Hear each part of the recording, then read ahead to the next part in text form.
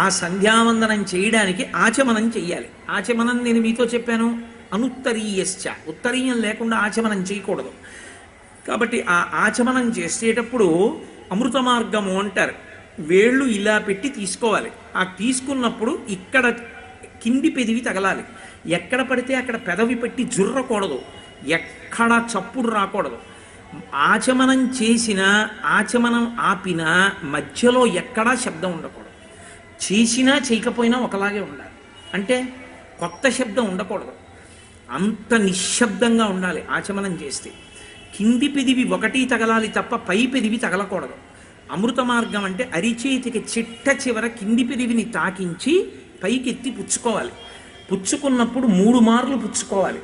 ఎక్కువ నీరు పుచ్చుకోకూడదు, మినపగింజ మునిగినంత నీరు మాత్రమే పుచ్చుకోవాలి లోపలికి. గుటక లోపలికి వెళ్ళిపోతే తప్ప రెండోసారి ఆచమనం చేయకూడదు, గుటక దిగిపోవాలి. ఓం కేశవాయ స్వాహ, ఓం నారాయణాయ స్వాహ, ఓం మాధవాయ స్వాహ, ఈ 3 నామాలతో చేస్తారు. మీరు గమ్మత్తు ఏమిటంటే అసలు ఏ 16 నామములను మనం పూజ ప్రారంభంలో స్మరిస్తామో అందులో రామనామం ఉండదు. దాని గమ్మత్తు అది. ఏమీ రామనామం అంత గొప్పది కదా, తారకం అని చెప్తాం కదా, రామనామంతో ఎందుకు చేయకూడదు ఆచమనం? ఓ రామాయ స్వాహ అని పుచ్చుకోకూడదా? పుచ్చుకోకూడదు. రామనామం చాలా గొప్పదే, తారకమే.